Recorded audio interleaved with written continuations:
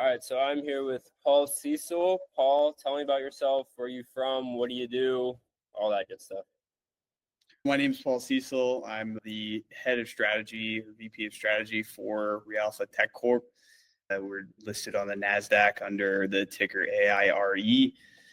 My background, I'll give you the 60-second overview. So my background's in finance. I graduated from Ohio State undergrad in finance, and then a couple years back had the opportunity to travel to India and complete an executive education program at IIMB, also in private equity and capital markets raising. So I've been with Realpha since about September 2021. So it was employee number 10. And at the time we were a completely different company. And so just a very small team. I've been with the company all the way since basically since the inception through our NASDAQ listing. I've done, I think, 8 capital raises now and then 6 company acquisitions. And I'm looking forward to seeing what the future holds for us and Realpha. Very cool. And what does your day-to-day look like at Realpha? It's a little bit different every day, I would say, but my role overall is to guide the companies towards our vision and make sure that in the long run we have right resources at the right time, in the right place, and the right people to basically execute on our strategy. So it's guiding the company towards the vision. So my day-to-day is thing from helping with capital raises to designing different strategies, interacting with the board of directors. I run most of our investor relations as well, so explaining our strategy to the broader investor group and that sort of thing. Very cool. So the big topic today is AI. Talk to me about just your thoughts on AI in general, and then we can dive into how you use it for different workflows, which ones you like to use, all sort of stuff. We're obviously very bullish on AI. Our ticker is AIRE, so AI for real estate. And so we're definitely an AI forward company. We've been on the forefront of AI for a long time. So, and even before ChatGPT came out, we had designed our first kind of AI that its goal was to analyze different properties to see if they would be good short-term rentals and rank them on a score of 0 to 100. So that was the original AI in real estate that we had built. And then when ChatGPT came out, obviously the world changed overnight.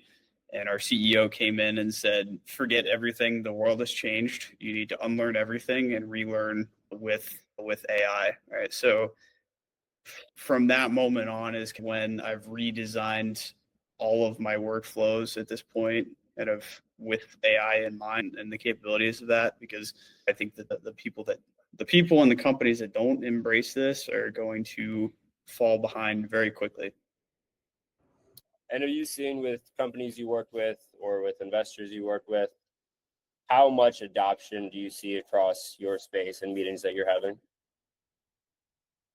The tech space obviously is very AI forward. Everything's about AI right now. Real estate, not so much. There's been some people who are dabbling, but real estate traditionally lags behind in technology already, and they still use things like fax and data tapes and that sort of nonsense. And it sounds like a freaking VCR tape in my opinion.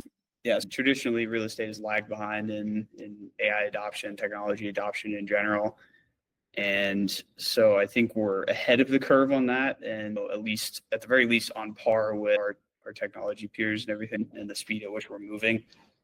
We acquired an AI development company in Nepal, actually. So they worked for us from the very beginning on doing all of our product and tech development. And so they became too important and we just went ahead and acquired them.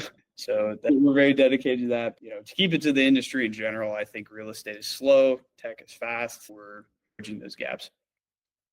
Which AI system do you use the most, would you say, on a day-to-day basis? OpenAI for sure right now is that deep research function with ChatGPT has gotten so bloody good, not just because it's so fast, it's so good, and it's, from what I've seen, it's the one that remembers the context the most. So it knows us so well at this point where whatever question we ask, it knows the context, it knows the strategy, it knows the constraints, call it, and it's the best at providing recommendations. And my team regularly uses it to create PhD level reports that would traditionally take 6 months to put together, but now can be done within 20 minutes. Wow. What type of reports are those? Call it case studies on different companies, competitor analysis. Let's see. Like the other day, I was curious about Palantir has done a very good job, their investor relations strategy. I was very curious as to what Palantir and specifically Alex Karp was doing to attract so much attention from retail investors. And so I had them do a full-on case study of Alex Karp, and it took them 30 minutes to put it together with deep research, but it came back with a 40-page report with 100 different sources and, examples. Who can do that fast? Nobody, right? Yeah, it's fantastic. If you had to rank OpenAI, Anthropic, Gemini, and those guys from 1 to 5, I know you said you use OpenAI a lot and ChatGPT. Where would you put them just in terms of the race in general for the space? And we talked about race. It's not necessarily one company is going to win. Obviously, they have their different specialties and area of expertise where they could win or they could excel. But just in terms of where they are right now, and if you want to throw NVIDIA in there too as well, where would you rank those companies? OpenAI, I would for sure put at the top, just for our use case and just with the amount of money they're raising and everything. I think I'd throw in one of these big guys is going to come out at least in the top 3, I think, because they have the sustainability and the resources to be able to push through all of the burn, I would call it, and integrate with their ecosystem. And Microsoft is in bed with OpenAI, so I'd probably put them in the same boat as OpenAI. But out of Google versus Meta, call it right now, that's a hard one. I would say probably Google will come out on top of that, but I'm not entirely sure. I don't particularly like Gemini right now in its current state, but they've come out with some cool, because Gemini doesn't do the context very well. It doesn't remember things very well and it gives you quick responses and things like that. And it's good for summarizing emails and that sort of thing. But I just have not had good luck with Gemini. And we were testing it all the way back when Bard was a thing rather than Gemini. But they have some cool stuff coming out like Notebook LLM and that sort of thing. I'd probably put Google as a second, and then maybe Llama as a third. NVIDIA is going to be a winner from a different perspective. I think they win no matter what because they're the hardware layer. They're not really. It's a different category. Call it. They're going to win no matter what. So OpenAI, Google, Llama. And then I would actually throw Perplexity into the mix. I think Perplexity's gotten very good in its current state. Claude/Anthropic, I hardly use at all. So I'd probably put them last. Yeah, that's fair given your role and what you do. I spoke to a developer last week at Palantir who put Claude near the top, but also he's a developer and he uses Claude code on a daily basis. It's different for different roles. If we were to go back to, say, 2020 or 2022, and put your efficiency level at, say, 100%. Say you were 100% efficient at your job when you started Realpha. Where would you put that efficiency level now in terms of being able to use AI and how that's affected your work? Would it be, say, 5 times better, you're 500% more efficient? What would you put that number at if you could quantify it? At least 50 times more. Wow. At this point, there is no way that I'd be able to handle essentially what is 3 teams worth of work and still have a social life without AI. Because even just because I'm doing the research and data analysis piece, that's covered most by AI. My team can do that. We can dive into this a little bit later, but I've developed my own personal board of directors. That's been one of my cooler projects with AI, and that has taken my own personal productivity and just fulfillment and in learning and things like that to just a level that I couldn't comprehend before. That's super interesting. Yeah, let's come back to that because I want to hear more about that. What would be an issue that you've had with AI, or what are some kind of drawbacks or problems that you run into using AI, and how have you been able to correct those problems or go around them at least? I think the main one is AI has to be used smartly, not as a crutch, right? You can't outsource your thinking entirely. The way that you prompt it and tell it to remember things is going to determine the quality of output you get. And if you just throw some shit in there, it's going to come with shit back. It's going to use a lot of M dashes and emojis and stuff like that, which is some of the stuff they give you is it's not always thought through or appropriate for a work environment. And so you have to know how to train the AI a little bit and say, hey, I don't like this. Don't put this in future answers. I don't like this kind of formatting. We're in a work setting. Don't use any emojis, that sort of thing. And so I'm going to add some training on that, and or just generally being careful what you feed into the AI, especially if there's anything on a personal account, right? Like have to be cognizant of that. But mainly the first one, I would say.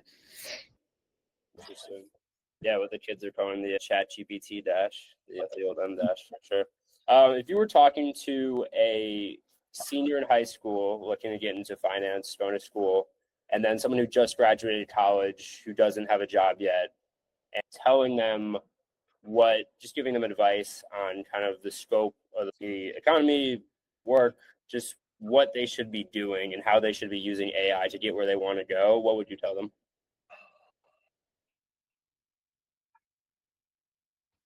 There's a lot there. This is an AI discussion. Okay, I'll stick to AI. I think that a lot of especially if they're coming straight out of school, I think a lot of the wisdom from schools is severely outdated, and they're not going to be able to keep up with the pace of learning and teaching that is happening in AI right now. Like traditionally, this was already a problem. Where you and I have talked about this many times, but now the problem is exacerbated by 100%, or not 100%, 100 times.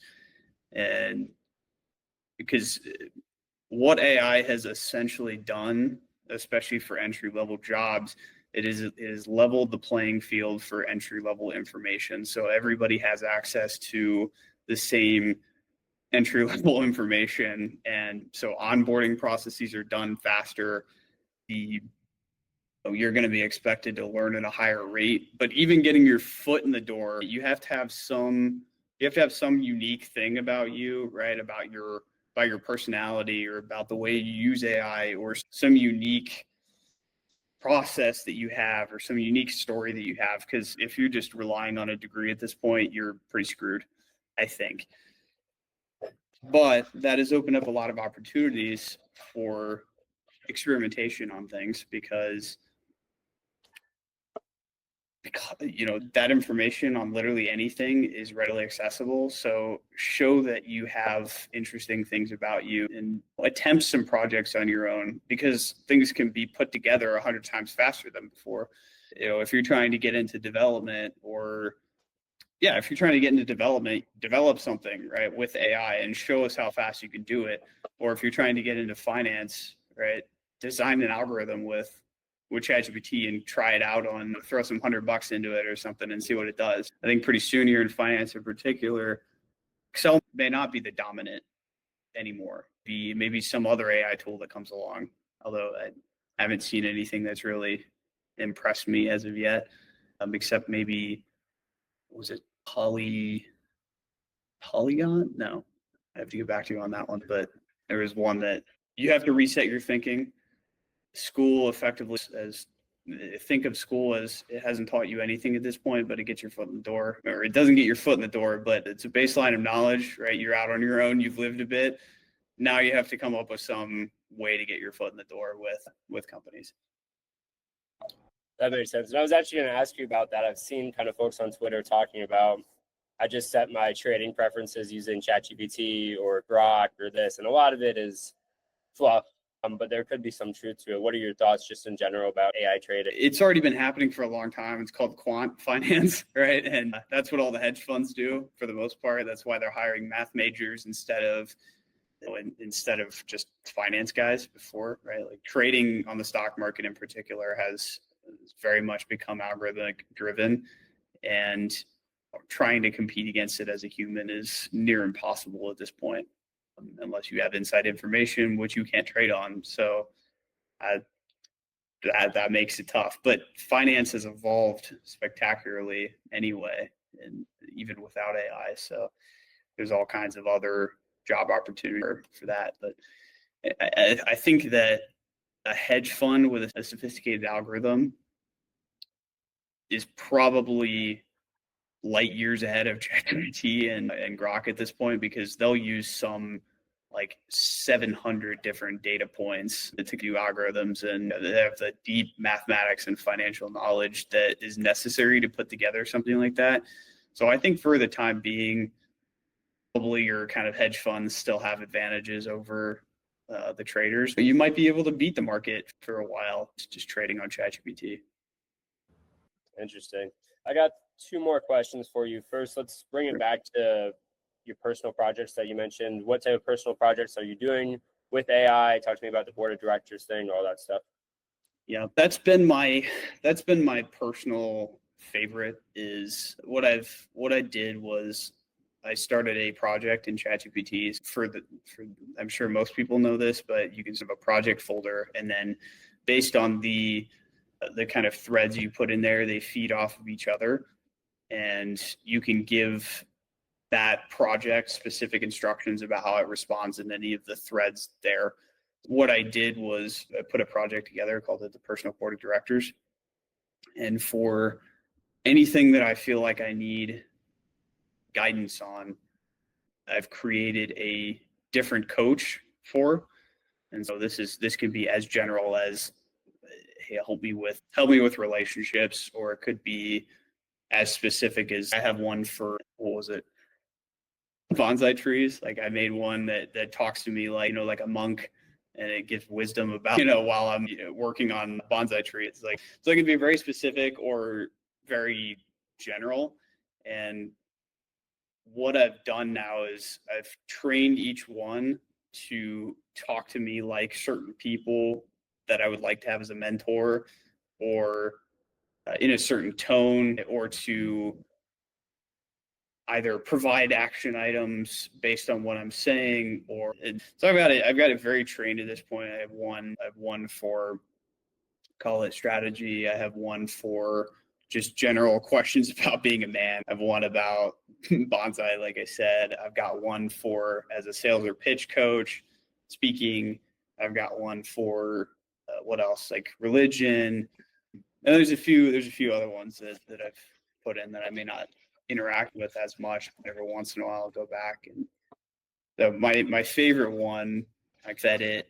You can feed it specific people, you can feed it specific ideas, specific books. So my favorite one, the one I talk to a lot, is just like general man advice, and I fed it people like Jocko Willink and books like 48 Laws of Power and that sort of thing, right? And military books, because I've got it trained where it talks to me in military terms, because I really like the military metaphors. So it'll give me in military time. It'll give me in, I'll follow up you do 0800 kind of that sort of thing. And so it's been fun, and I can basically get advice on literally anything within 30 seconds now. And so whenever I'm just dealing with something throughout the day, I'll pull out the coach, or I'll put a journal in there or something, and immense amount of knowledge out of that.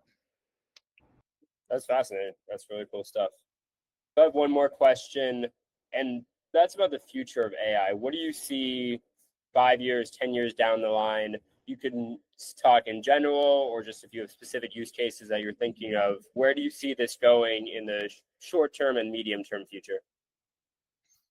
I want to first plug what we're doing, because what I'd like to build at Realpha is I'd like for somebody to be able to go through the entire home buying process, and including the beginning part, the getting a mortgage, closing, everything afterwards, like moving, furniture, everything like that, all, and feel like they're talking to one person the entire time. And traditionally, you have to talk to maybe 10 to 15 different people. You got your title agents and your insurance agents and your inspectors and your mortgage brokers, your real estate agents, that sort of thing, right? It's very disparate. I'd like to make it so that you can, it's as easy as buying a car or even a cell phone. So you feel like you're talking to one person the entire time. And I think AI can be that concierge in the home buying process. But just in general, I would say that, within 5 to 10 years, it's really hard to tell. I think we'll see probably AI superintelligence by then, and they're going to start putting it into humanoids. They're going to start putting it into like machines and hardware are going to start to have AI, like fridges and laundry machines and all kinds of stuff. I really do believe it's going to become a point where Andrew Yang's UBI might become a reality. And I say that half jokingly, but I think in the near term, it's going to wipe out so many jobs. But in the long term, it's going to help the world solve so many problems that we couldn't previously. And it's going to help answer questions that we didn't even know we had. And it's going to help make, honestly, everything a lot easier. So. Interesting. Well, Paul, I appreciate your time, and yeah, look forward to talking to you again and keeping up the conversation with AI. Absolutely. Thanks for having me.